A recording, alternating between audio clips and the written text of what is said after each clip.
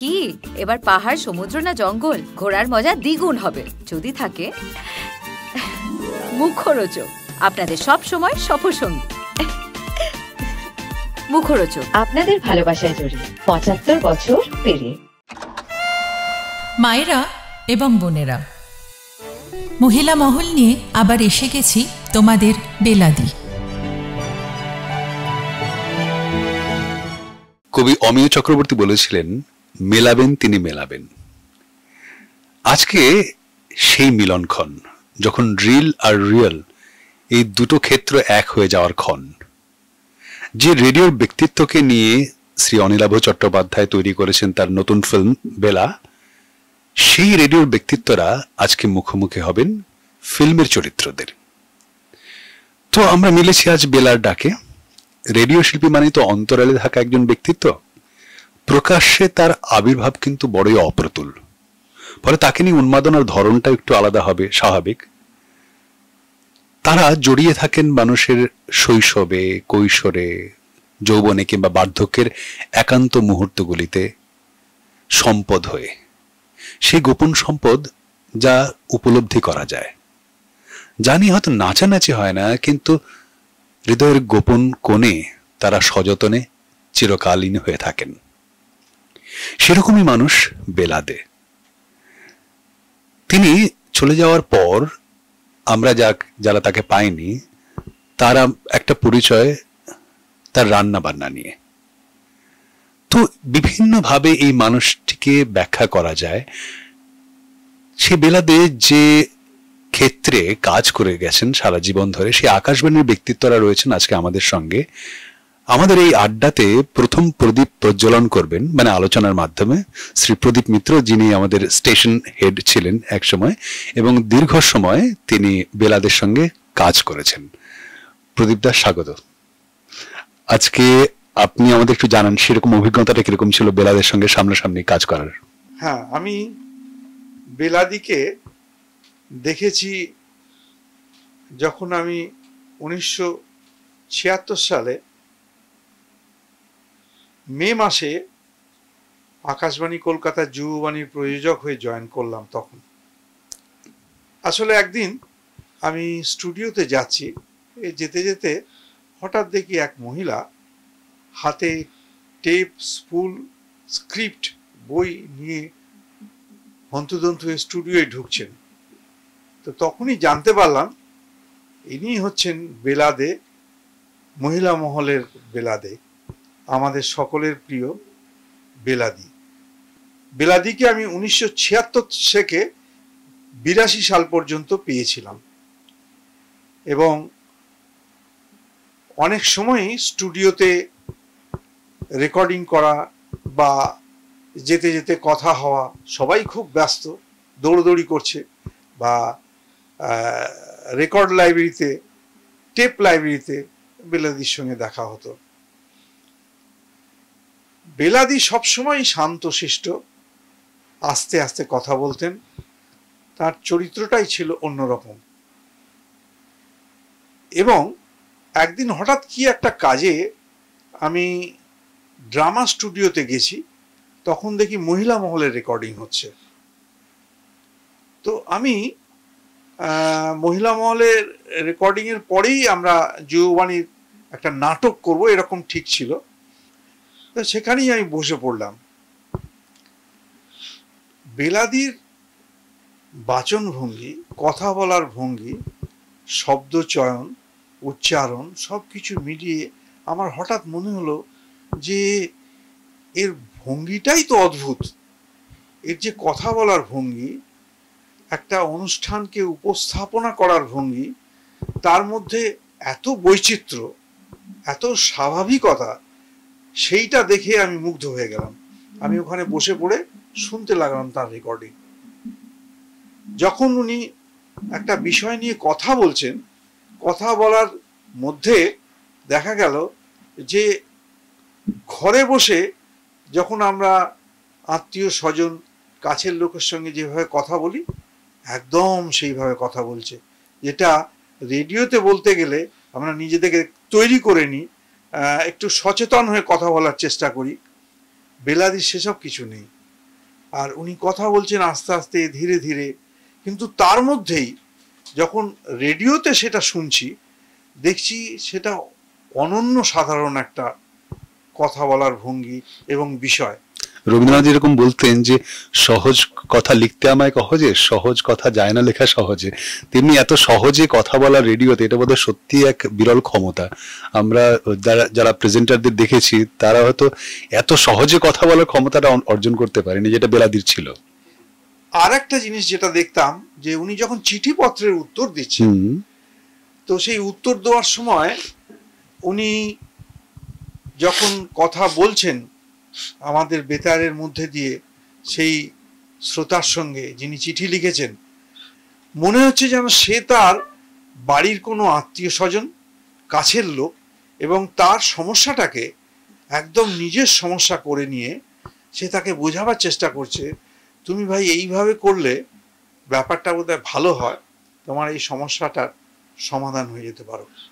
তো এইগুলো দেখে আমরা তখন শিখতাম যে বেতারের মধ্যে দিয়ে মানুষের সঙ্গে কিভাবে যোগাযোগ স্থাপন করা যায়। এই প্রসঙ্গে বলতে হয় ইন্দিরাদির কথা। তাকে আমি আরো অনেক বেশি দিন পেয়েছিলাম। আমি একসময় চিলড্রেন প্রডিউসার ছিলাম, তখন ইন্দিরাদি আমাদের চিলড্রেন সেকশনে ওই শিশু মহলটা পরিচালনা করতেন। উনি আসতেন, ওনাকে হাত ধরে ধরে আমরা স্টুডিওতে নিয়ে যেতাম, এবং তারও পরিচালনা, তারও বাচনভঙ্গি অসাধারণ, অদ্ভুত, বলা যায় না। উনি কিভাবে শুরু করতেন? উনি তো এই ছোট্ট সোনার বন্ধুরা ভাই, আদর ও ভালোবাসা নাও, হ্যাঁ তোমরা সব কেমন আছো, এই যে বলার ভঙ্গিটা, এ তো মানে ঘরে বসে কথা বলছে। সত্যিই তাই। কোনো সময় মনে হচ্ছে না যে এই অনুষ্ঠান পরিচালনা করছে, মনে হচ্ছে যেন আমার বাড়ির লোক আমাকে কিছু বলছে। হ্যাঁ, এবং তার জন্যই 40 দশক ধরে শিশুরা ইন্দিরাদিকে ওইভাবে খুব ভালোবেসে তার কথা শুনত। বেলাদির আরেকটা গুণ ছিল, তিনি রান্না বান্নার কথা রেডিওতে প্রচার করতেন, এবং সেটা খুব আশ্চর্যজনক। যারা টেলিভিশনের লোক তাও হয়তো কিছু দেখতে পারেন, হয়তো বুঝতে পারেন যে আচ্ছা রান্নাটা এইভাবে করা যায়, কিন্তু অডিওতে বলে বলে রান্নার প্যাটার্ন গুলো বলে দেওয়া, এটা খুব ইউনিক আইডিয়া। এবং পরবর্তীকালে তিনি রান্নার বইও লিখেছেন। এই গল্পটা, এই প্রসঙ্গে আমি একটু বলতে চাই, সেটা হচ্ছে বেলাদি রান্না বান্নার যে কথা বলতেন, এবং খুবই সাধারণ, খুবই ঘরোয়া। সেখানে আজকের মতন সেই 30-40টা আইটেম দিয়ে রান্না সেসব ছিল না। এবং তিনি যখন রান্নার কথা বলতেন, আমাদের একটা ঘরোয়া সাধারণ মধ্যবিত্ত ঘরের রান্নাঘরে যা পাওয়া যায় তাই দিয়েই রান্না।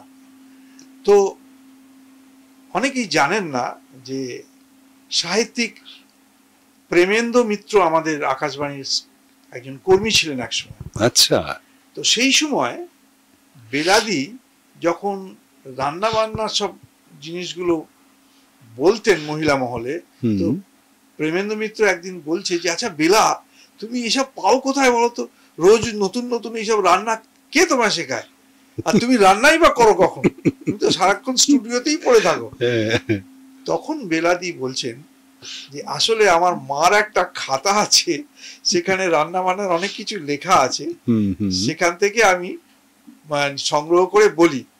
তখন বলো এতদিন এত কিছু বলো, মার এত কিছু লেখা আছে। আচ্ছা, সেটা বেলাদি একটু হাসতে হাসতেই বলেছিলেন। তারপরে প্রেমেন্দ্র মিত্র বললেন যে আচ্ছা বেলা, তুমি একটা শোনো, এই রান্না বান্নার উপর একটা বই বার করো, তুমি এত কিছু বলো। তো বেলাদিও খুব আগ্রহী হয়ে গেলেন, বললেন যে ঠিক আছে। তখন প্রেমেন্দ্র মিত্রই যোগাযোগ করে এই রান্না বান্না বইটা বার করার ব্যবস্থা করে দিয়েছিলেন, এবং সেটা বেরিয়েছিল এবং প্রচুর জনপ্রিয়, ভীষণ, আমার নিজের কাছে রয়েছে। হ্যাঁ, তো এই হলো রান্না বান্নার কথা। আর একটা জিনিস, বেলাদি 21 বছর বয়সে উনি লন্ডনে গিয়েছিলেন একটা হোম সায়েন্সের একটা কোর্স করতে। তো সেটাও আমরা অনেকেই জানি না। তো সেটা তার লেখা থেকেই আমি জেনেছিলাম যে সেখানে কোর্সটা করে আসার পর তিনি এখানে বেথুন কলেজে ভর্তি হয়েছিলেন ফার্দার তার শিক্ষাকে এগিয়ে নিয়ে যাওয়ার জন্য, কিন্তু কোনো একটা কারণে তার মন ভেঙে গিয়েছিল, তিনি আর সেই শিক্ষাটাকে, তার এডুকেশনটাকে এগিয়ে নিয়ে যেতে পারেননি। বীরেন্দ্রকৃষ্ণ ভদ্র বেলাদির পাড়ার আশেপাশে কোথাও থাকতেন, কাছাকাছি থাকতেন, এবং তার বাড়ির লোকের সঙ্গে বীরেন্দার খুব পরিচয় ছিল। বীরেন্দা মাঝে মাঝেই বেলাদিদের বাড়িতে আসতেন। আচ্ছা আচ্ছা। তো সেখানে বীরেন্দার সঙ্গে বেলাদির খুব পরিচয়। তো বেলাদি একদিন বললেন যে, বীরেন্দা, তুমি আমাকে রেডিওতে একটা কিছু অনুষ্ঠান করার সুযোগ করে দাও না। বীরেন্দা তো খুব মজার লোক, বললো, দূর দূর, রেডিওতে আমার কেউ যায়? সম্ভ্রান্ত ঘরের মেয়েরা রেডিওতে কাজ করবে কি, তোকে সেখানে যেতে হবে। কিন্তু সেখানেই বেলাদির চাকরি হলো, এবং সেখানে বেলাদি চাকরি পাওয়ার পর বেলাদিকে যে তৈরি করেছিলেন তিনি হলেন বীরেন্দ্রকৃষ্ণ ভদ্র। তিনি অনেক কিছু শিখিয়ে নিয়েছিলেন, আগে থেকে জানতেন তাই। আর বেলাদিকে যিনি লেখালেখির ব্যাপারে অনেক হেল্প করেছিলেন তিনি হচ্ছেন আমাদের লীলা মজুমদার, বিখ্যাত লীলা মজুমদার। তিনিও আমাদের আকাশবাণীর কর্মী ছিলেন। আচ্ছা। তো সেই লীলাদি বেলাদিকে কিভাবে স্ক্রিপ্ট লিখতে হয়, কিভাবে এডিট করতে হয়, সেগুলো শিখিয়ে দিয়েছিলেন। আর একটা জিনিস যেটা হয়েছিল, সেটা বেলাদিকে মানে এই স্ক্রিপ্ট লেখার ব্যাপারে হেল্প করতেন, সেটা হলো আমাদের বাণী কুমার। আচ্ছা। আকাশবাণীর লোকেরা বাণী কুমারকে বলতেন সরস্বতীর বরপুত্র। সত্যি? কেন না, তার লেখার গুণে। এই বাণী কুমার সেই বাণী কুমার মহিষাসুরমর্দিনী লিখেছিলেন। ঠিক। হ্যাঁ, সে একটা ইতিহাস হয়ে রয়েছে। ইতিহাস। তো সেই আমাদের বেলাদি যখনই কোথাও আটকে যেতেন তখনই ছুটে যেতেন বাণী কুমারের কাছে। বাণী কুমারের আসল নাম ছিল বৈদ্যনাথ মুখোপাধ্যায়। তো তার কাছে গিয়ে বেলাদি তার লেখার ঠিক করে নিতেন, বা কোথায় কিভাবে আরো বাড়াতে হবে, পরিবর্ধন, পরিমার্জন ইত্যাদি সেগুলো জেনে নিতেন। এইভাবে বেলাদি বাণী কুমারের কাছ থেকে অনেক কিছু জানতে পেরেছিলেন, শিখেছিলেন। শুধু তাই নয়, বাণী কুমার একটা খুব চমৎকার পারফিউম ব্যবহার করত, সেইটা আর গন্ধ বেলাদির ভালো লাগতো। বাণীদা, তুমি এটা কোথায় পাও? আর বাণী কুমার খুব কম কথা বলতেন, গম্ভীর ধরনের মানুষ ছিলেন, এবং উনি বললেন যে একটু হাসলেন, হাসার পরে পরের দিনকে একটা ওই সেন্টেন্স এনে বেলাদিকে ডেকে বলছে, এই নাও, এটা তোমায় দিলাম। এতটাই স্নেহ করতেন, এতটাই স্নেহ করতেন, বা এদের মধ্যে এতটাই নিজেদের মধ্যে বোঝাপড়া ছিল, মানে শেখার ব্যাপারে সবাই সবাইকে দারুণভাবে সাহায্য করত। আকাশবাণীর সঙ্গে চিঠির একটা গুরুতর সম্পর্ক রয়েছে, কেননা সেই সময় অন্য কোনো মিডিয়া সেভাবে ছিল না, ইলেকট্রনিক মিডিয়া।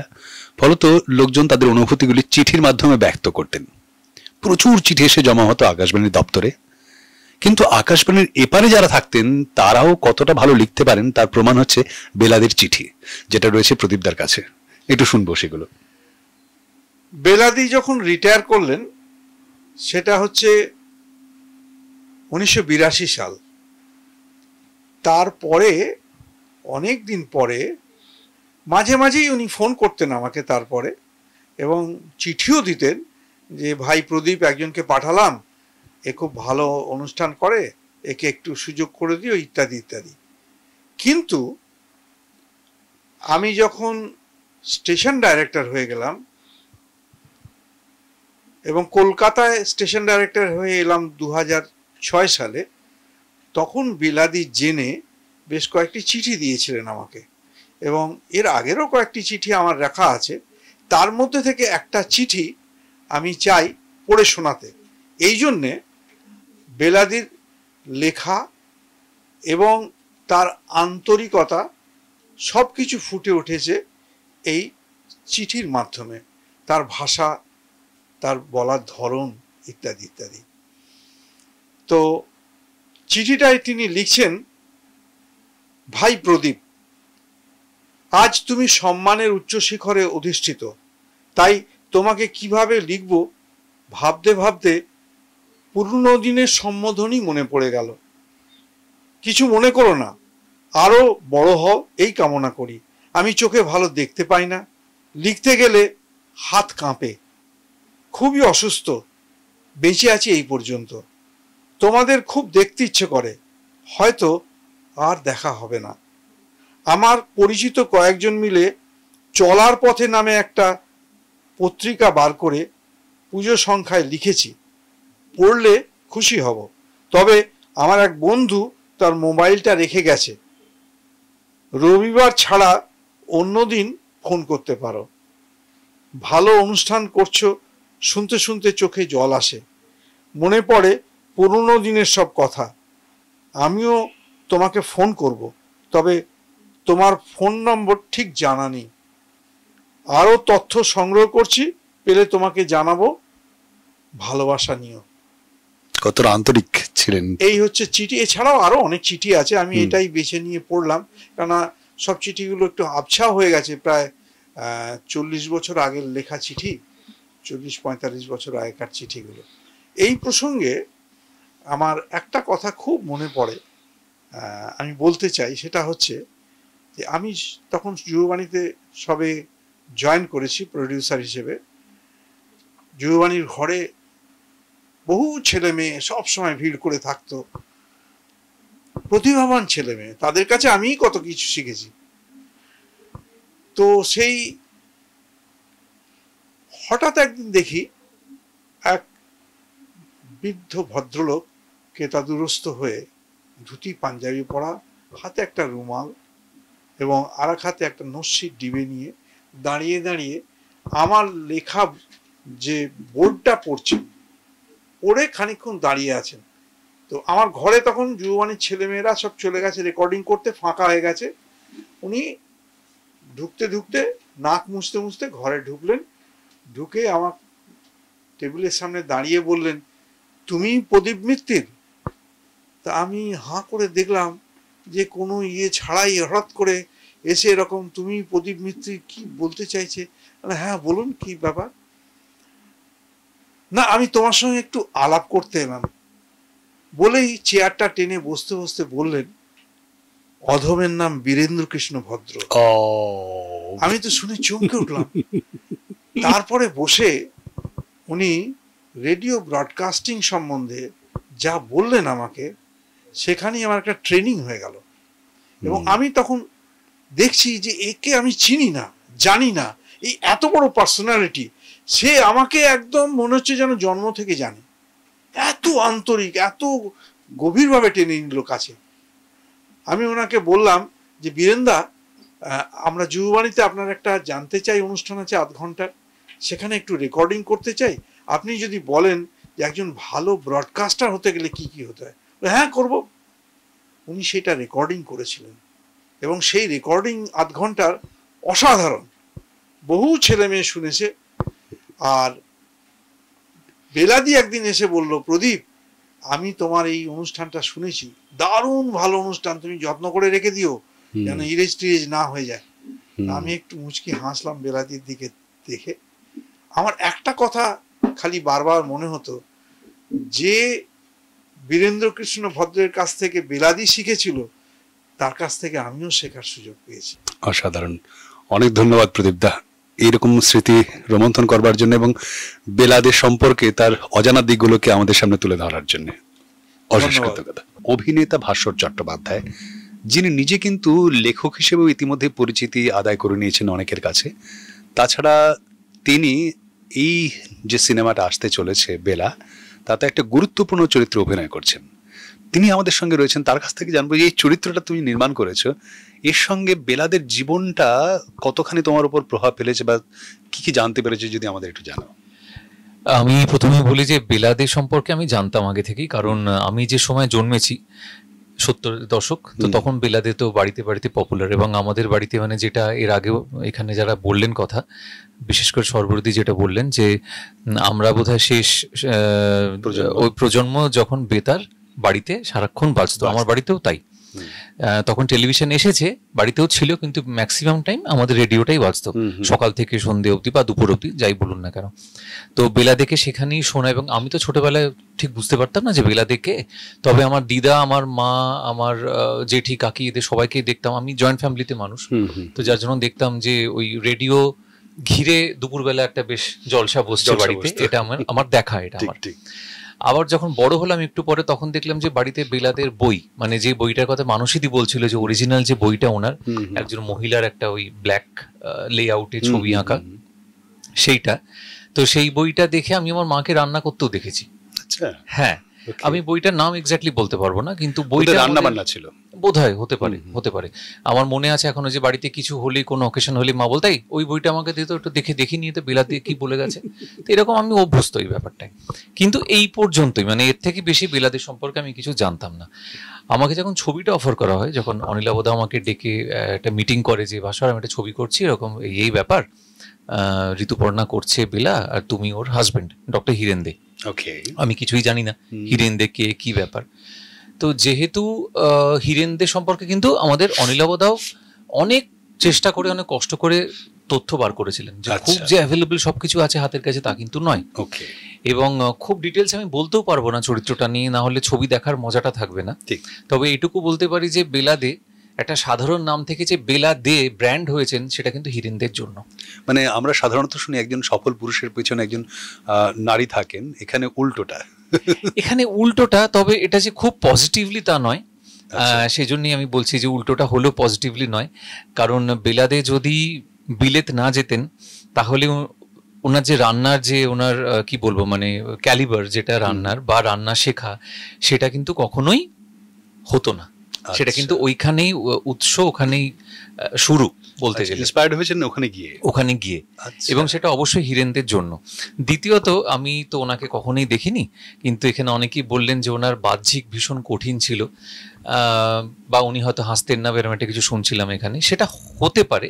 আমি যখন চরিত্রটা করতে গেলাম হিরেনদের, আমি দেখলাম যে বেলাদের যে ইনিশিয়াল লাইফ, সেটা অসম্ভব স্ট্রাগলের। ওনার খুব ছোট্ট বয়সে বিয়ে হয়, বোধহয় 13-14 বছর বয়সে ওনার বিয়ে হয়ে যায়, এবং তারপরের যে জীবনটা, বিয়ের পরবর্তী যে জীবনটা, সেটা এতটাই ঘটনাবহুল এবং এতটাই খারাপ যে সেই স্ট্রাগলের ছাপটা বোধহয় ওনার চেহারাতেও থেকে গেছে সারা জীবন। আচ্ছা, হ্যাঁ, কারণ Hiren De was not a good man at all. কিছুটা একটু ডার্ক রয়েছে সেই চরিত্রটা। তুমি নির্মাণ করতে তোমার সমস্যা হয়নি? না, সমস্যা হয়নি, আমি তো অভিনেতা, আমাকে তো করতেই হবে। কিন্তু আমার অনেক কিছু জানতে পেরে খুব মজা লেগেছে, কারণ আমরা তো শুধু একটা দিক জানি, যারা ওনার সঙ্গে কাজ করেছেন তারা তো অবভিয়াসলি বেলাদেকে মানুষ হিসেবেও চেনেন, কিন্তু আমরা যারা একদম বাইরের, তারা শুধু বেলাদের নামটার সঙ্গে পরিচিত।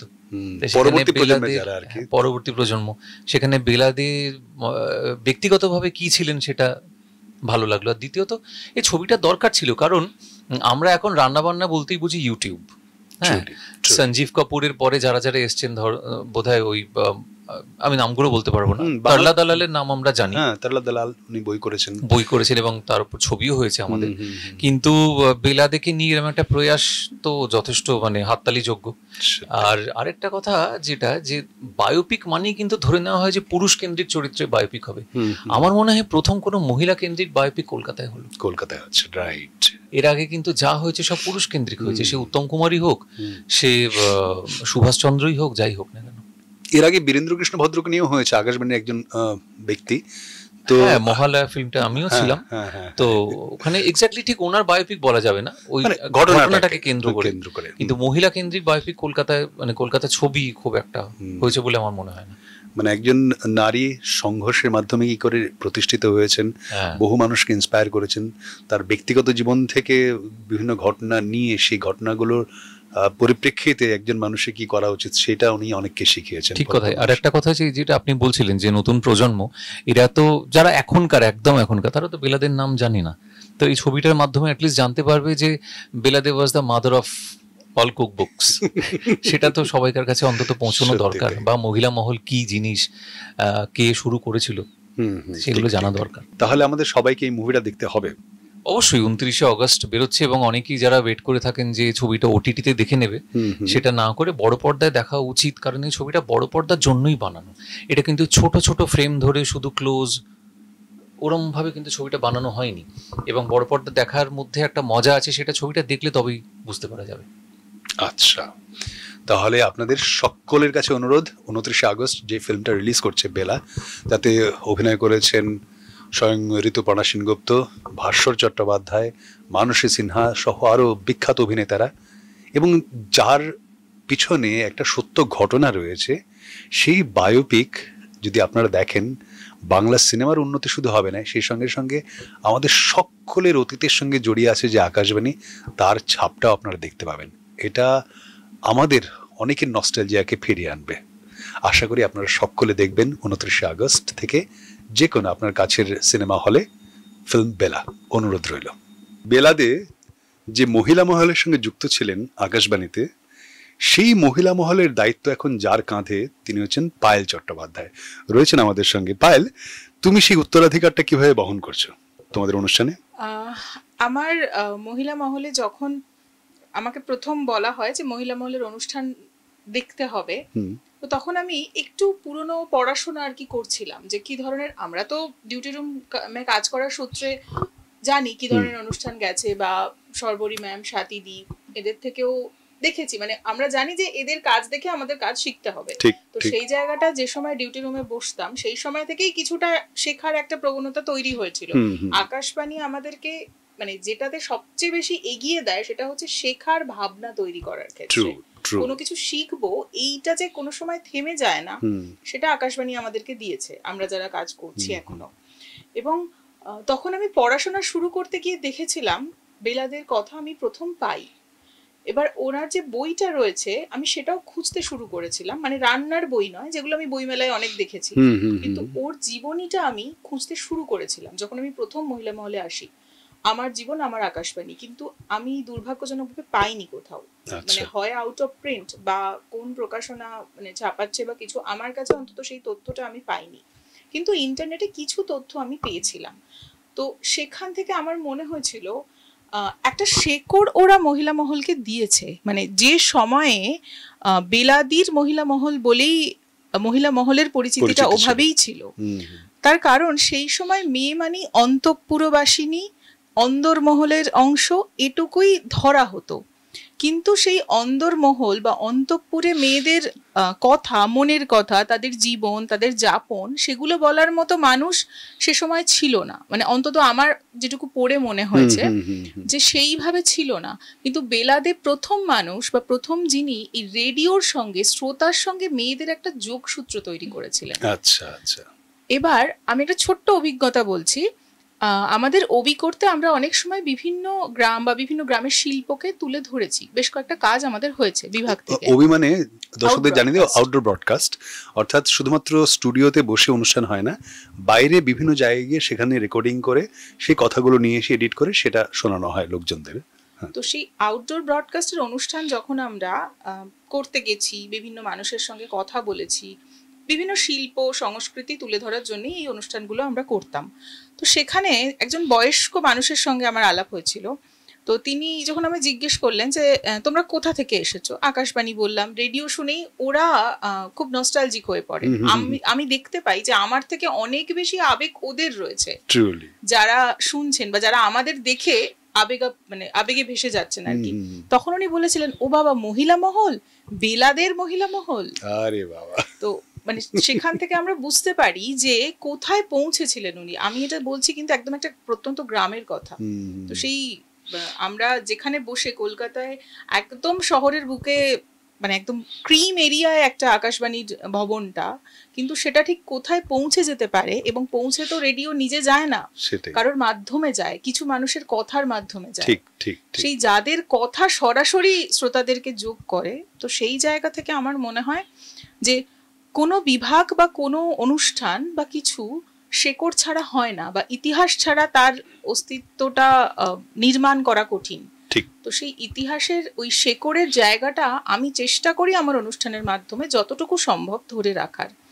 যদিও এখন মেয়েদের কাজের বা জীবনের পরিসর অনেকটা বড়, কারণ এখন যে মেয়ে ওই ছোট ছোট করে সুন্দর করে কেটে রান্না করছে, সেও যেমন একটা মহিলা সমাজের অংশ, গুরুত্বপূর্ণ অংশ বলে মনে করি। আবার যে পাইলট, যে প্রথম মহিলা পাইলট, সেও কিন্তু ঠিক ততটাই আমাদের সমাজের অংশ। ঠিক। তো সেই দুটো সূত্রকে বেঁধে রাখার চেষ্টা করা হয়।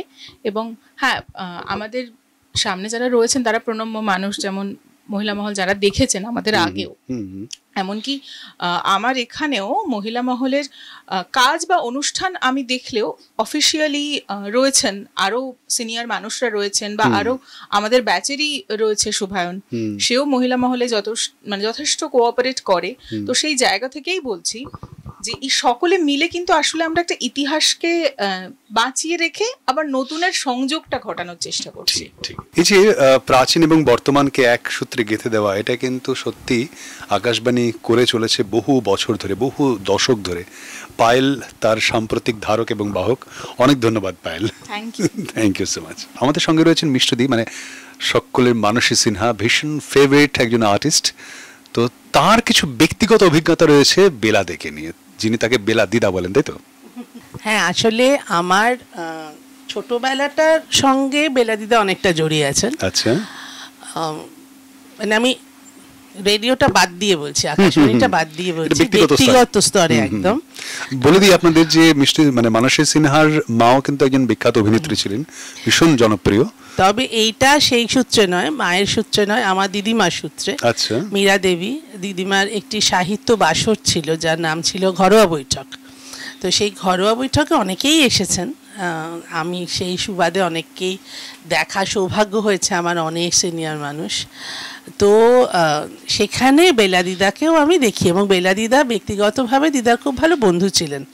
এবার আমি যে বেলা দিদাকে দেখেছি, সেই বেলা দিদা হলেন ওই কালো চুলটি পরা এবং অসম্ভব ফর্সা, এবং তখন বেলা দিদা সাদা শাড়ি পরতেন এবং প্রচণ্ড গম্ভীর, মানে সামনাসামনি আমি রীতিমতো ভয় পেতাম। মানে তখন যখন আমি চিনিনি, মানে সামনাসামনি এরম একটা তাকালাম আর ওরে কেমন আছো, ওরে বাবা গো, আমি তো একদম এলাকার বাইরে, আমি নেই, এবং আমি ভীষণ কটকটি, ফলে আমাকে একটু সামলেও রাখা হতো যে এরকম মানুষদের আমি কখন কি বলে দেবো দুমদাম করে, কোনো ইয়ে ছিল না, কারুর কোনো ভরসাই ছিল না আমার উপর। হ্যাঁ, ওই জন্য আমাকে একদম আউটার সাইড করে দেবো, দূরে কোথাও 3 তলার কোনো একটা গোপন ঘরে গিয়ে যাও, ওইখানে খেলো, এটা কি সুন্দর জায়গা বলে পাঠিয়ে দেওয়া হতো। তো আমি তো যে মুহূর্তে পাঠিয়ে দেওয়া হতো আবার গুটগুট করে আসতাম, এবং অদ্ভুতভাবে এই মানুষটার প্রতি আমার একটা অ্যাট্রাকশন ছিল, কারণ মানুষটাকে আমি চিনতেই পারতাম না, ধরতেই পারতাম না, এত দূরত্ব ছিল।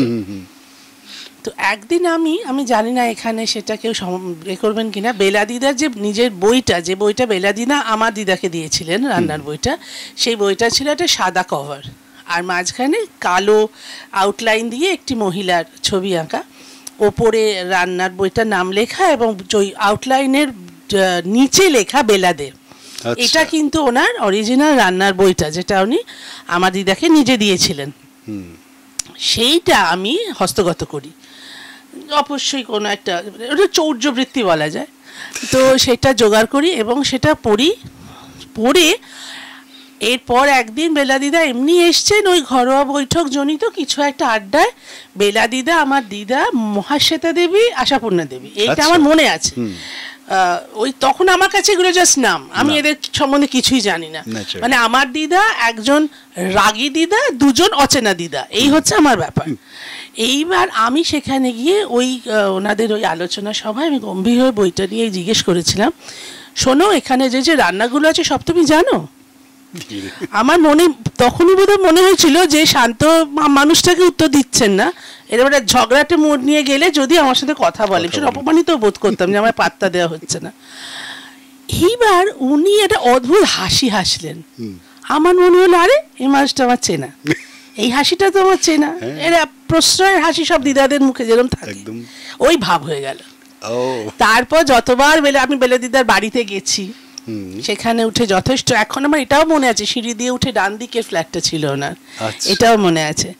তো সেখানে, তাই না বলো, এবং সেখানে উঠে সেখানে গিয়ে প্রচুর তাণ্ডব নৃত্য করেছি, বেলা দিদার হাতের খাবার খেয়েছি, সবসময় আমার দিদার সঙ্গে গেছি। তো আমার কাছে বেলা দিদা এইটা, পরে যখন জেনেছি, এবার ওনার কাছে যখন আকাশবাণীতে গেছি তখন 1-2বার দেখা হয়েছে, তখন তো আমি নেহাতি ঘুরি, একদমই গেরি মানুষ। তো এখন যথেষ্ট বয়স হয়েছে আমার। তো এইবার যখন আমাকে অনিলাভ বললো যে দিদি আমি বেলাদের ওপর ছবি করছি, তোমাকে একটা চরিত্র করতে হবে, আমি ওকে শুধু একটাই প্রশ্ন করেছিলাম যে চরিত্রটা কি বেলাদের সঙ্গে না অন্য কারোর সঙ্গে?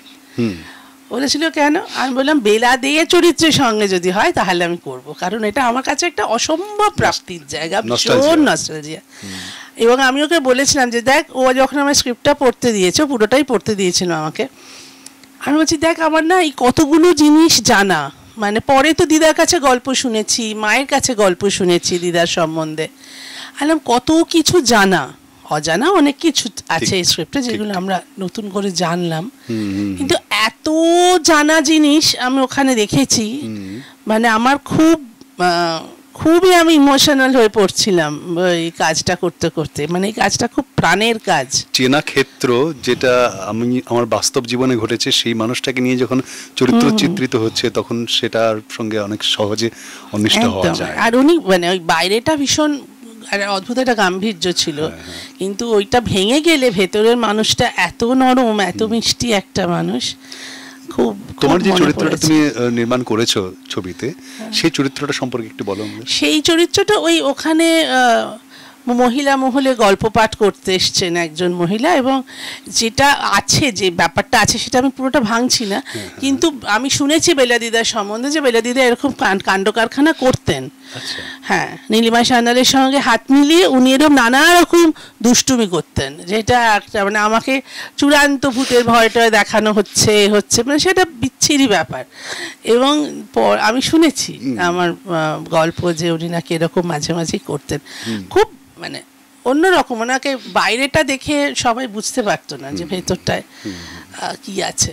একটা বাহ্যিক আবরণ তৈরি করে রাখতেন যাতে খুব সহজে লোকজন ঢুকতে পারে। এটা না রাখতেই হতো, এখন মানুষ অত কেয়ার করে না, কিন্তু তখনকার দিনে সমাজ এত বেশি আঘাত করত, এখনো করে, এখন মানুষ মেয়েরা ডোন্ট কেয়ার ভাব নিয়ে করে, মেয়ে শুধু না ছেলেরা ঘুরতে হয়, এখন সেটাকে আবরণ হিসেবে নিয়েছে অনেকে, কিন্তু তখন তো সবার সমস্ত বক্তব্যগুলোকেই মানুষ পাত্তা দিত, এবং যে মানুষটার প্রতি বক্তব্যগুলো ধেয়ে যেত তাদের চেয়েও সমাজ, তিনি দিলেন বা না দিলেন, সমাজ বড় বেশি পাত্তা দিত সেই মন্তব্যগুলোকে, এবং তারপর যা হওয়ার হতো।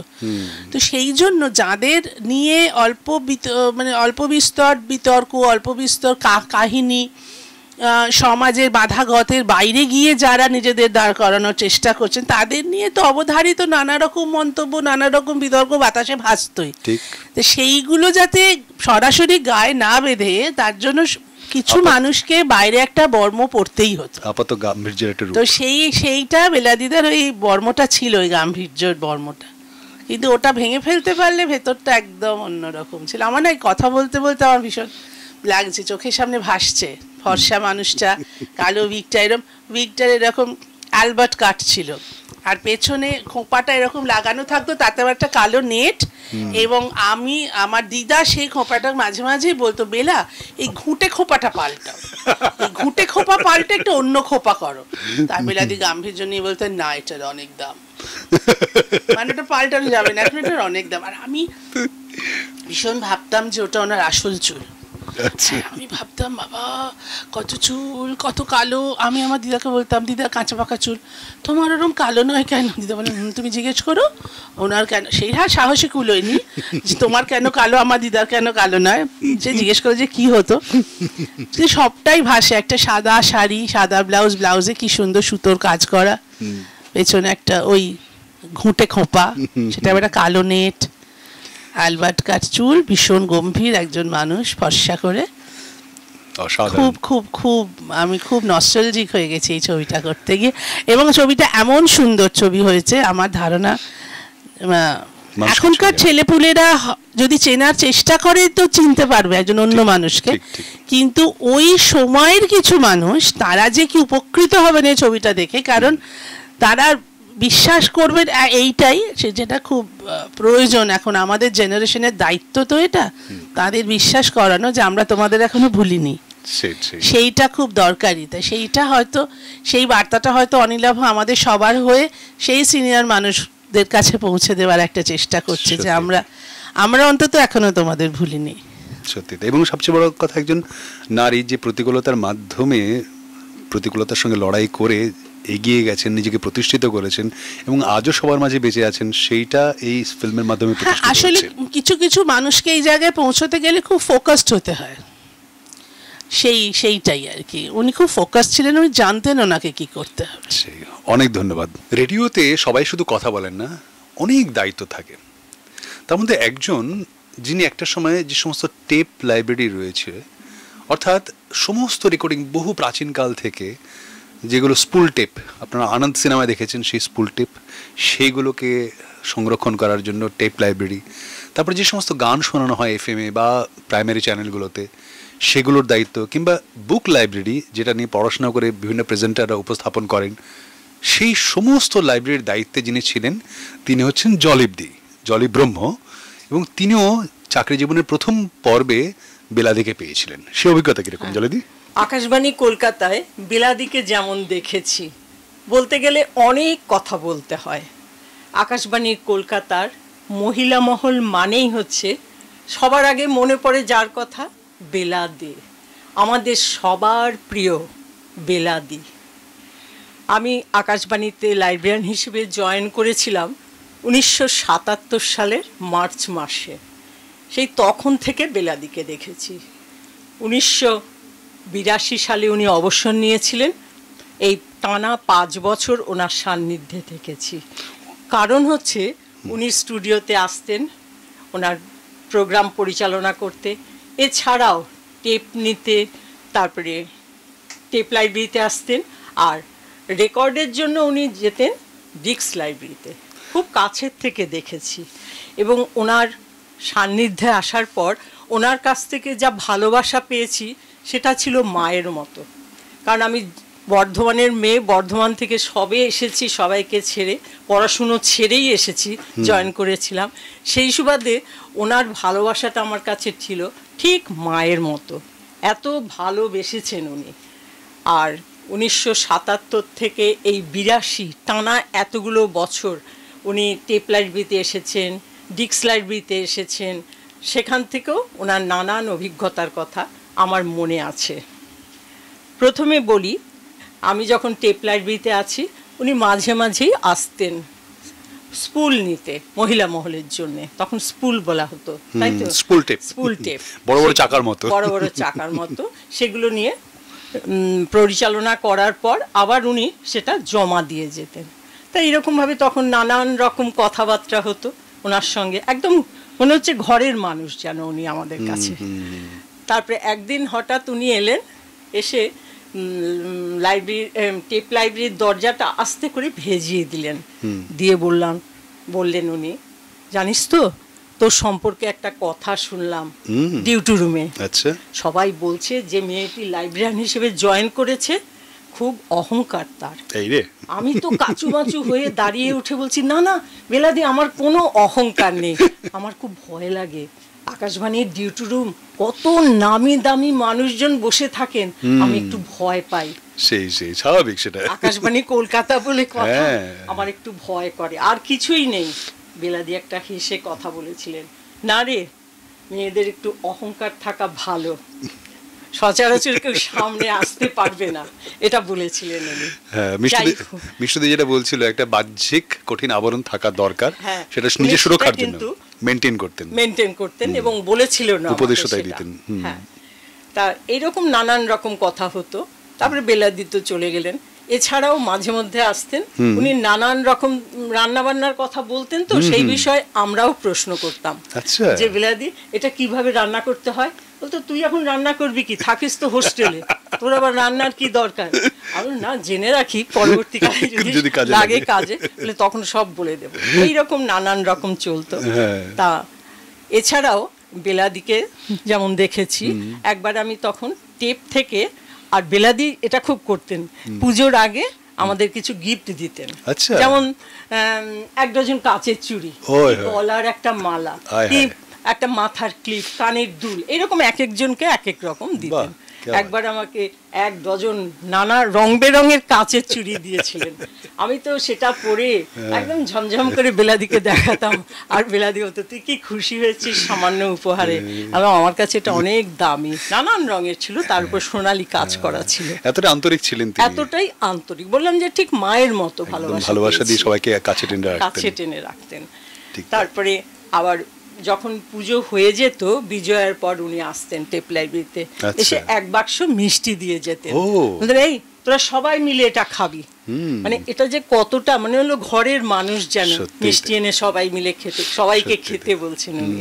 মানে উনি আকাশবাণীকে শুধু কর্মক্ষেত্র ভাবতেন না, তার সত্তার সঙ্গে জড়িয়েছিল, সত্তার সঙ্গে জড়িয়েছিল। না হলে আমাদের মতন সাধারণ একদম লাইব্রেরিতে এসেছি, তাদেরকে নিয়েও যে এতটা ভালো রাখা যায়, ভালো থাকা যায়, ওনার কাছ থেকেই শিখেছি। সত্যি তাই, সত্যি তাই। তারপরে তখন এরপরে আমি তো টেপ লাইব্রেরি থেকে 1 বছর বাদে 78-এ ডিক্স লাইব্রেরিতে চলে যেতাম। আসার পরে উনি মাঝে মধ্যেই একটা করে রেকর্ড নিতে আসতেন, বলতেন দে নিয়ে রাখি, যদি কম টম পড়ে ফিলার হিসেবে চালিয়ে ব্যবহার করা যাবে। হ্যাঁ, ব্যবহার করা যাবে আর কি। তা একদিন খুব বৃষ্টি পড়ছে বাইরে, উনি খুব তাড়াতাড়ি করে এলেন, এসে দরজাটা খুলে বললেন শুধু, এই জলি শোন, তোর পছন্দ মতো একটা বর্ষার গান আমার অত নম্বর স্টুডিওতে দিয়ে আসবি, আজকে বাজানো হবে। ভালো কথা, আমি তো ভয় পেলাম, কিন্তু ভাবলাম ওনার তো আমার প্রতি আস্থা আছে, ভালোবাসা আছে, সেটা রাখতে হবে আমাকে। খুঁজে পেতে দেবব্রত বিশ্বাসের একটা বর্ষার গান আমি স্টুডিওর ভেতর ঢুকে নক করে ঢুকে দিয়ে এই গানটা দেখিয়ে দিয়ে এলাম। তা উনি আবার এসে ফেরত দিয়ে নিজে হাতে ফেরত দিতেন, কোনোদিনও কারো হাত দিয়ে উনি পাঠাননি, উনি নিজে এসে ফেরত দিয়ে বললেন খুব ভালো গানটা দিয়েছিলি। আমি আর কি আছে দিলাম তাই। এইরকম এই যে চয়েস করে দেওয়া, যে কোন সময়ে কোন মুহূর্তে কোন গানটা ঠিকঠাক দিতে পারে, সেটা বলতে, সেটা এইরকম ভাবে চলতে থাকতো। এবারে বলি কিছু পার্সোনাল কথা। বেলাদি খুব টিপটাপ সাজতেন, আর খুব সিল্কের শাড়ি পরতেন, আর পাটে পাটে তো করা চুল টুল একদম কুচকুচে কালো করে, এখানে কিছুটা ঢাইম খালানো থাকতো, টিপ পরতেন সুন্দর করে। তা আমরা বলেছিলাম, বেলাদি আপনার এই শাড়িগুলো ভারী সুন্দর, বলে শোন তোরা সোজা চলে যাবি গড়িয়াহাটের বসাক স্টোরসে, তখন একদম মোড়েই ছিল বসাক স্টোরস, তোরা চলে যাবি, ওখানে গিয়ে শুধু আমার নাম বলবি, দিয়ে শাড়ি কিনে আনবি। তা আমি আর আমার আরেকজন বন্ধু করবি, সে দুজনে, এখন সে আর নেই, দুজনে মিলে আমরা চলে গেলাম। পরের দিনই ইচ্ছা আছে, স্বাদ আছে, কিন্তু সাধ্য নেই, পকেট খালি, অল্প কিছু পয়সা নিয়ে চলে গেলাম গড়িয়াহাটের মোড়ে বসাক স্টোরসে। গিয়ে বেলাদির নাম বলাতে যিনি মালিক তিনি বললেন বেলাদি পাঠিয়েছে, আসুন আসুন আসুন বলে ভেতরে নিয়ে গিয়ে কত শাড়ি দেখালেন, চা খাওয়ালেন, বেলাদির নাম শুনে চা খাওয়ালেন, শাড়ি দেখালেন। তা আমরা দুজনেই 2টো করে শাড়ি নিয়েছিলাম। নেওয়ার পর যখন বিলটা দেখছি, এত পয়সা তো আমাদের ব্যাগে নেই, তখন কাচুমাচু হতে বুঝতে পেরেছেন উনি, বললেন কি পয়সা কম পড়ছে, আরে বেলাদি পাঠিয়েছে, পরে দিয়ে যাবেন। মানে এই যে কোনো চিঠি দেননি, কোনো ফোন করেননি, তাতেই এতটা, মানে ওনার নামেই ভদ্রলোক সব করে দিলেন। আমরা এসে বেলাদিকে বললাম, বললো তাতে কি আছে, তোরা এই মাসে দিতে হবে না, আসছে মাসে মাইনে পেয়ে দিবি। কিন্তু আমরা সেটা করিনি, পরের দিনই টাকা এনে আবার দুজনে মিলে ছুটেছি সেখানে। ভদ্রলোক আবার বলছেন আজকেই চলে এলেন কেন, পরে দিতেন। কিন্তু আমরা আর পরে করিনি, সঙ্গেরটা সঙ্গেই মিটিয়ে দিয়ে এসেছি। বেলাদির নামের সঙ্গে বিশ্বাসটা জড়িয়ে গেছে, বিশ্বাস। হ্যাঁ, আর বেলাদিও আমাদের খুব বিশ্বাস করতেন, ভালোবাসতে বলেন পাঠিয়েছিলেন, এইরকম আর কি, নানান রকমই আছে। খুব ভালো লাগলো। হ্যাঁ, আর এবারে দেখছি যে বেলাকে নিয়ে একটা সিনেমা হচ্ছে, ঠিক পুজো আসার আগে যেমন আনন্দ হয়, এই যে এখন শরতের আকাশ, কাশফুল, শিউলি ফুল, এগুলো দেখলে যেমন আনন্দ হয়, ঠিক তেমনি আনন্দ হচ্ছে এই বেলাদিকে নিয়ে যে সিনেমাটা হচ্ছে বেলা।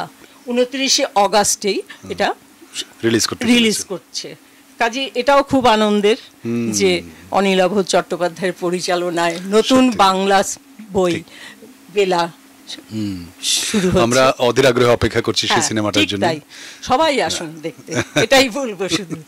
খুব ভালো লাগলো Jaldeep, thank you. Thank you so much. আকাশবাণীতে যত অনুষ্ঠান হয় সেই বিভাগগুলোর দায়িত্বে এক একজন থাকেন, তেমনি একটা সময় এফএম এর দায়িত্বে ছিলেন এবং পরবর্তীকালে আরো বৃহত্তর দায়িত্ব নিয়েছেন, কিন্তু বর্তমানে রিটায়ার করেছেন। তিনি হচ্ছেন কৃষ্ণ সর্বরী দাশগুপ্ত। তিনি প্রোগ্রাম এর দায়িত্বে ছিলেন, পাশাপাশি অসাধারণ একজন লেখিকা, তার প্রচুর বইও আছে। কিন্তু আমাদের ভীষণ প্রিয় সর্বরিদি একটা সময়ে বেলাদেকে নিয়ে বেশ কিছু কাজ করেছেন, তার ইন্টারভিউ নিয়েছেন। এই অভিজ্ঞতাগুলো একটু বলো না, যে তাকে নিয়ে কাজ করার সময় কি অভিজ্ঞতা হয়েছিল তোমার? বেশ কিছু কাজ করেছি, একদমই বলা যায় না এই জন্যে যে আমরা যারা ৯-এর দশকে আকাশবাণীতে এসেছি তারা ঠিক তেমন ভাবে বেলাদিকে পাইনি। তুমি ব্যক্তি জীবনে বোধহয় একটা সময় তুমি প্রিন্ট মিডিয়া ছিলে, তখনও করেছিল। হ্যাঁ, মানে ওই তেমন ভাবেটা বলছি এই জন্য যে তেমন ভাবে পাইনি তো হয় না, হয় পেয়েছি নয় পাইনি। তেমন ভাবেটা কেন হচ্ছে ওই কারণেই যে আমাদের ঠিক মানে একসঙ্গে কাজ করা যারা কাজ করেছেন সেই সহকর্মী হিসেবে তো ওকে পাওয়ার সৌভাগ্য হয়নি। কিন্তু যেটা হয়েছিল সেটা, হ্যাঁ, আমি কাগজে থাকার সময় একবার আসতে হয়েছিল ওর লেখা নিতে, এবং সেই সূত্রে রেডিওয়ে বেলাদির যে কাজকর্ম সেটা জানার জন্য। আমি তখন উত্তর কলকাতায় থাকি, উনিও উত্তর কলকাতা, সেই জন্যই হয়তো আমাকে দায়িত্ব দেওয়া হয়েছিল। তো ওই মানে ওর বাড়িতে গিয়েছিলাম, এবং আমাদের কাছে তখন একটা মিথ, মানে বেলাদে তাকে দেখছি, এবং আমরা তো সেই বেতার প্রজন্ম, মানে বোধহয় শেষ বেতার প্রজন্ম যাদের বাড়িতে সকাল থেকে রেডিও চলতে থাকতো। আর তখন তো অনুপরিবার না, অনেকে বাড়িতে এক একজন এক একটা রেডিওর প্রোগ্রাম শোনে, কেউ কমেন্ট্রি শোনে, কেউ নিউজ শোনে, কেউ আমরা যেরকম ছোটবেলায় শিশুমহল গল্প শুনতাম, পরে বড় হয়ে নাটক, অনুরোধের আসে, এরকম। তো আমাদের বাড়িতে আমার ঠাকুমা ভীষণ নিষ্ঠার সঙ্গে মহিলা মহলটা শুনতেন। আচ্ছা, মানে বোধহয় সোম বুধ শুক্র যেদিন মহিলা মহলের দিন, আমার মনে আছে যে একদম তাড়াতাড়ি চান খাওয়া করে, আর কারোর হোক না হোক, উনি গুছিয়ে খাটের ওপর ওই আগে তো সেই বাক্স রেডিও, সে তো তখন আমরা চলতে দেখিনি, আর পরে ট্রানজিস্টার নিয়ে পানের ডিবে নিয়ে বসলেন, মহিলা মহল শুনবে, ভয়ঙ্কর সিরিয়াসলি শুনতেন। মানে তখনকার দিনের আলোকপ্রাপ্তা তো, মানে বরুণ সেনগুপ্তরও ভক্ত, আশাপূর্ণা দেবীরও ভক্ত, বেলাদেরও ভক্ত। সেই সময় কন্টেন্ট কি থাকতো? কন্টেন্ট এইটা বলা মুশকিল, কারণ সাধারণত যে দিনগুলোতে হতো তখন স্কুল থাকতো। আচ্ছা, হ্যাঁ, তবে হ্যাঁ, আমি তাও মহিলা মহল শুনেছি। সেটা হচ্ছে যখন যেসব ছুটির দিনে সোমমঙ্গল বুধ হতো, ছুটি পড়ে যেত কোনো কারণে, সেই সময় দুপুরবেলা মা অঙ্ক দিত। ওই অঙ্কটা না করার একটা উপায় ছিল যে ওই মহিলা মহলে ঠাকুমার কাছে চলে যাওয়া। ঠাকুমা বলতেন শিক্ষামূলক জিনিস শোনা দরকার। আবার তখন মাঝে মাঝে এমন মহিলা সংক্রান্ত শিক্ষামূলক কিছু হতো যেগুলো আবার তখনই আমার না শুনলেই ভালো। তখন উনি বলতেন যে দুপুরবেলায় যে পড়াশোনা না করে চলে আসে, এটা খুব খারাপ। মানে এই টানাপোড়েনের মধ্যে কিন্তু আমি শুনেছি বলে আমার পরে একটা সুবিধা হয়েছে, মানে বেলাদির গলা বলা এগুলোর সম্বন্ধে অভিজ্ঞতা ছিল। আর সে সময় তো টিভি আসেনি, তখন ওই বাক্স রেডিওটার মাথার উপরে ওই কুরুসেবনা ঢাকা, তার উপরে আমার মনে আছে বেতার জগৎ আসতো। ওই বেতার জগতে একমাত্র ছবিগুলো আমরা দেখতে পেতাম। বেলাদেকে ছবিতে দেখেছিলাম যে খুব শক্ত মুখের একজন মহিলা, মনে হচ্ছে মুখোশ পরে আছেন, একদম মানে নিজে হাসতে পারেন এরকম মনে হয় না। তো যাই হোক, এইবার এই মহিলা মহল শোনাটা আমার কখন কাজে লাগলো, যখন ওই আমি বর্তমান কাগজে কাজ করি, সেই সময় একটা ওই ছোট্ট একটা ইন্টারভিউ এবং লেখা নেওয়া, এই জন্য পাঠানো হলো। তা গিয়ে তো প্রণাম করেছি, এবং আমি শুধু ভাবছি ঠাকুমা আমাকে আজকে কি চোখে দেখবে, যে বেলাদেকে আমি সামনে দেখছি, পায়ে হাত দিয়ে প্রণাম করছি, হুলস্থুল ব্যাপার। তো যাই হোক, সেই কিন্তু দেখলাম যে একেবারেই রাগী না, মানে একদম পুরুষালী চেহারা, একদম খুব মানে কঠিন চেহারা বলতে গেলে যা বোঝায়, লম্বা রিজু চেহারা খুব। কিন্তু যখন কথা বলছেন, এবং আমি উত্তর কলকাতায় আমার বাড়ির কথা যখন হলো টলো, অনেককে চেনেন এই তাই, মানে তখন মনোলারি তো খুব সহজ সাধারণ ভাবে খুব স্নেহশীল একজন কাছের মানুষ, হ্যাঁ খুবই কাছের মানুষ।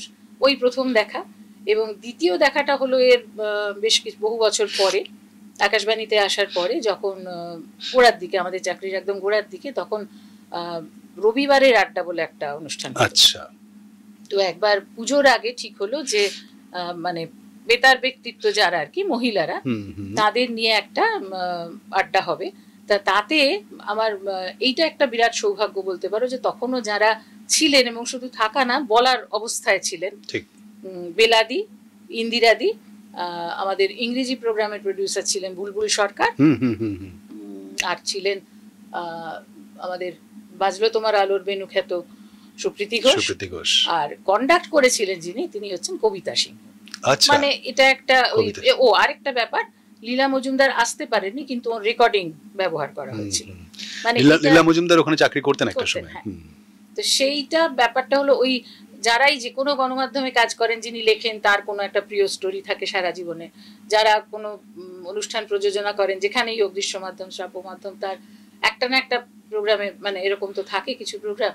তো এইটা একটা ওই ভালোবাসার প্রোগ্রাম, কিন্তু আমি জানি না এটাও তারপরে আর যাই হোক মানে স্মৃতিতে চলে গেছে। তো ওই প্রোগ্রামটা আমার খুব মনে আছে, তখন ওই 1-2 দিন বেলাদিকে পাওয়া সেই অর্থে, এবং সেটা আবার অন্যরকম পাওয়া, মানে যে বেলাদিকে আমরা ওই একটা কঠিন বা শুনেছি যেরকম বা দেখে যেরকম ওনাকে মনে হয়, তো তখন ওই যে সমসাময়িকদের মধ্যে তো মানে যেরকম আমরা বন্ধুদের সঙ্গে দেখা হলে যেরকম একটা প্রগল্ভ হয়ে যায়, তা আমি তখন দেখেছিলাম যে এরা কিরকম, এদের সময় এরাও ঠিক আমরা যেরকম ঠাট্টা করি আর কি করি পেছনে লাগি সেরকম, সেই মুখোশটা সরে যায় যখন সমবয়সী লোকজন। এদের মধ্যে যিনি সবচেয়ে সর্বকনিষ্ঠ ছিলেন বুলবুল সরকার, ইংরেজি প্রোগ্রাম, এবং তিনি খুব মানুষটা খুব সরল ছিল, সেই জন্য সবাই খুব পেছনে লাগতো। এবং আমার মনে আছে ওই প্রোগ্রামে বেলাদি বলছেন, বুলবুল তোমার মনে আছে সেই হাতির কথাটা? তা বলে না এসব বলো না, এসব বলো, কি হাতিটা বলো না, হাতি কিভাবে আকাশবাণীতে হাতি কেন?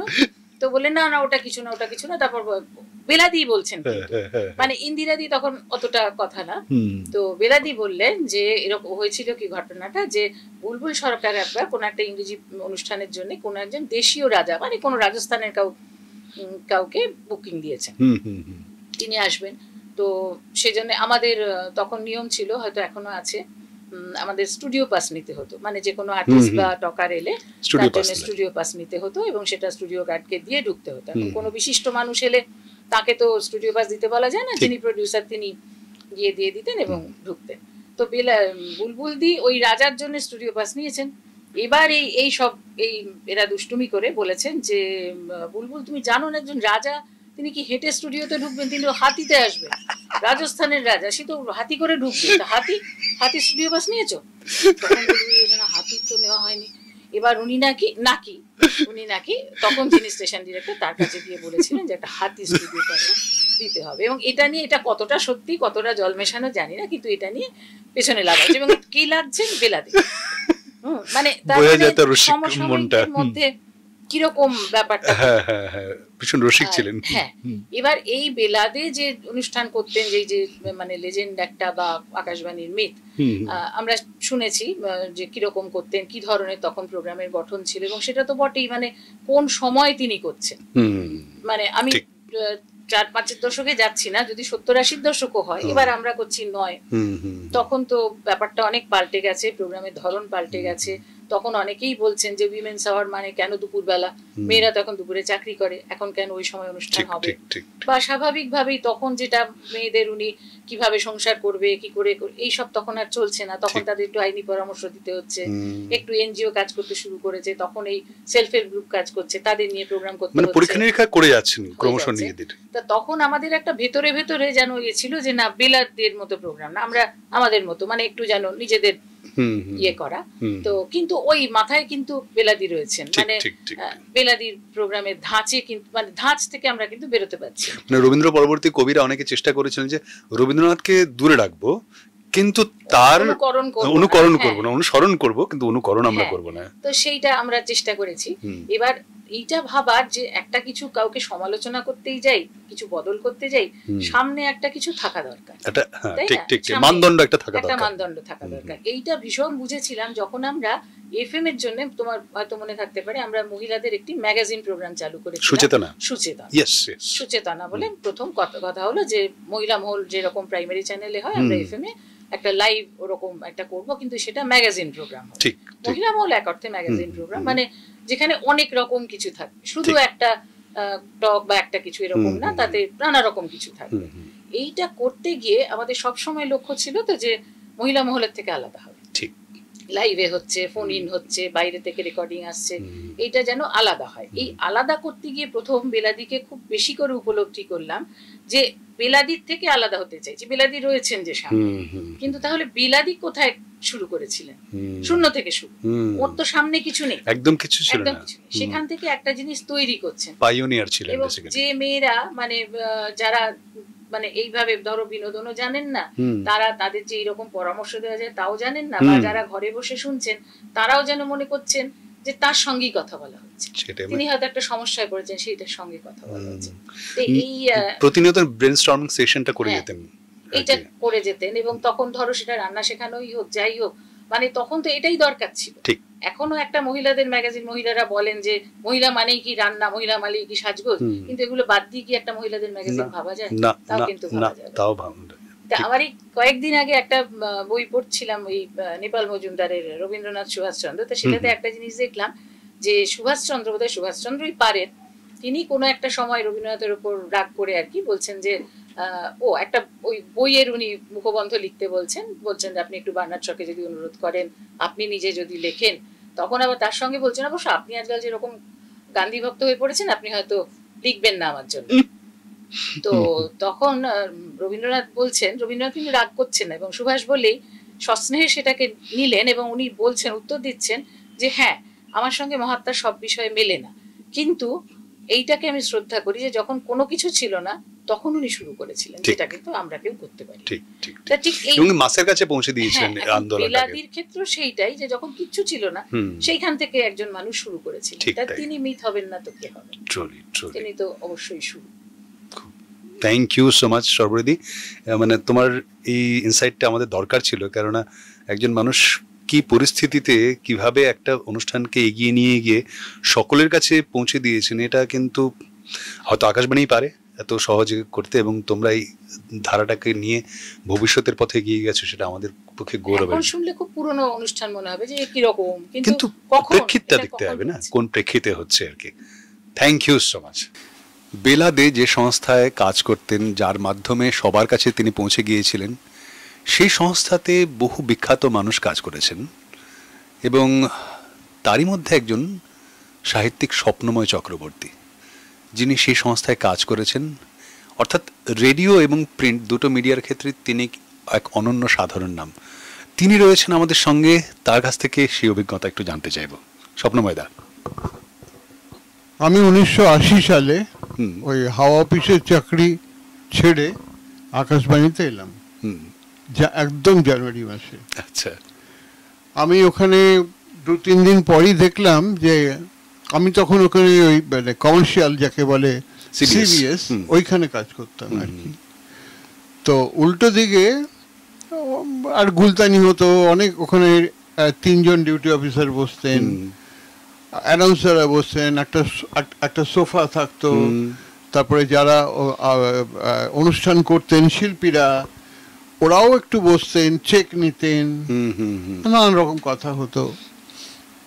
তো একদিন ওখানে দেখলাম একজন ভদ্র, ওখানে ইন্দিরা দিকে তো দেখেইছি, এবং আমি ওখানে আকাশবাণীতে ঢুকে আমি প্রথম খুবই অবাক হচ্ছি আর কি, ক্রমশ অবাকই হচ্ছি। তারপরে আমাকে একদিন গৌরী ঘোষ বলছে, আরে তুই তো আমাদের বস। হ্যাঁ, আমি বললাম ওরে বাবারে কি বলে রে।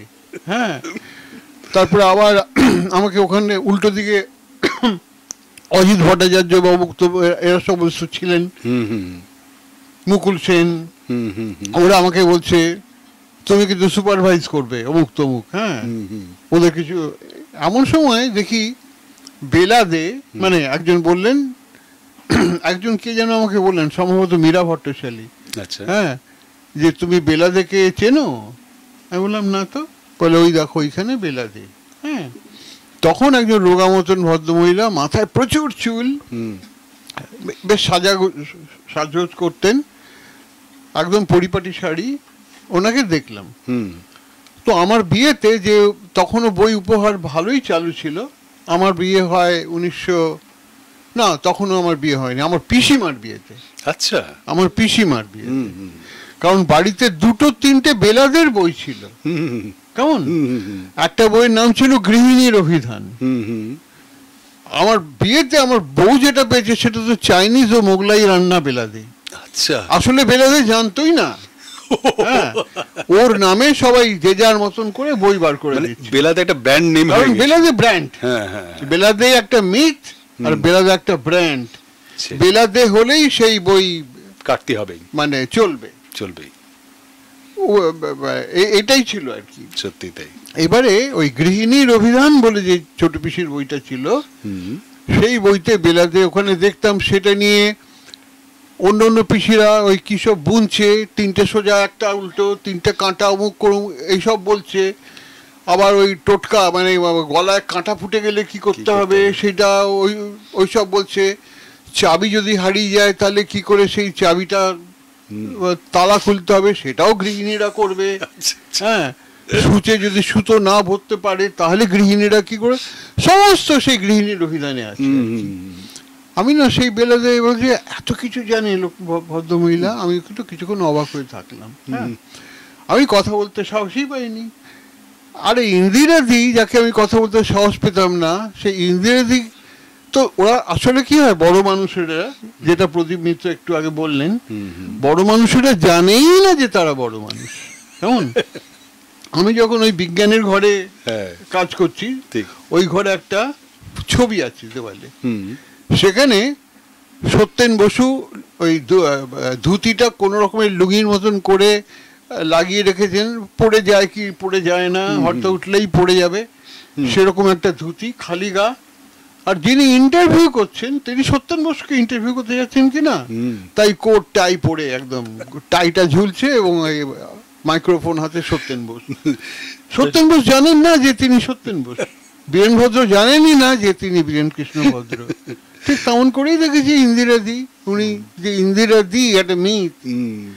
তো বেলাদে সেরকম ওরকম আর কি দেখতাম। তারপরে আস্তে আস্তে 2-4টে কথা হতো, দেখতাম আই আমাকে কবে কবে ডিউটি দিয়েছো, তার মানে বুঝলাম যে উনি ক্যাজুয়াল করছেন। আচ্ছা আচ্ছা আচ্ছা, উনি রিটায়ার করেছিলেন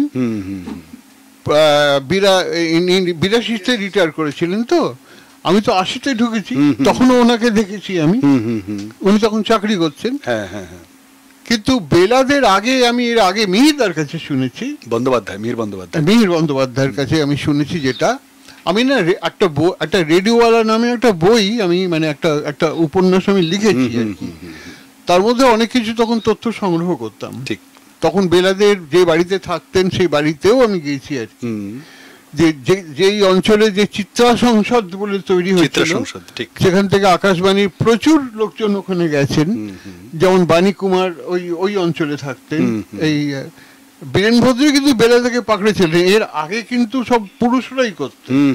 মহিলা মজলিস নাম ছিল, সেটা বীরেন কৃষ্ণ ভদ্রই সেটাকে কম্পেয়ার করতেন, মহিলা মজলিস, বিষ্ণু শর্মা নামে। তারপরে যেটা হলো, মল্লিকা দেবী বলে একজন এসেছিলেন ওখানে, হ্যাঁ 1940 নাগাদ। তখন সবাই বললো যে মহিলাদের অনুষ্ঠান মহিলা কোনো পরিচালনা করছে না, ঠিক হচ্ছে না।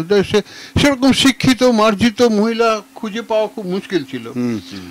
একজন নূরজাহান বেগম বলে একজন কিছুদিন ওখানে কাজ করেছেন বলে আমি বইতে পেয়েছি।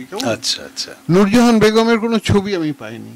আচ্ছা, তারপরে ইন্দিরার দিকে বীরেন কৃষ্ণ ভদ্র ওই পাড়া থেকে পাকড়াও করলেন যাকে বলা যায়। আচ্ছা, হ্যাঁ, ওনাকে ধরে ওখানে নিয়ে গেলেন। তা ইন্দিরাদি ছিলেন প্রথম মহিলা আমাদের অ্যানাউন্সার, তারপর একে একে এসছেন, হ্যাঁ প্রথম বাঙালি মহিলা অ্যানাউন্সার। আর আমি জানি না বেলাদে অ্যানাউন্সমেন্ট করতেন কিনা, হ্যাঁ, তবে মহিলা মহল তো প্রথম থেকেই এটা করতেন। এইবারে আমি যেটা পরে একটু ব্যক্তিগত কথা যেটা হয়েছে, তখন যেটা আমি জানতে পেরেছি, একদিন ঝড়ের দিনে সে খুব মুশকিল হয়ে যাচ্ছে, তিনি বেরোচ্ছেন না, কারণ তার মাথার চুলটা ছিল উইক। আচ্ছা, কেমন। আর আরেকটা বললো যে এত রান্না আমি সত্যিই জানি না রে। হ্যাঁ, আচ্ছা আচ্ছা, আমি নিজে তো এত কিছু হয় আমি নিজেও জানি, আর আমার নামে কত কি বই টই আছে তাও জানি না। এবং পাবলিশাররা যেমন করেন তেমনই করেছেন ওনাকে, যারা অনেকেই ওনার নাম ওকে না জানিয়ে বেলাদের নামে বই করে দিয়েছেন।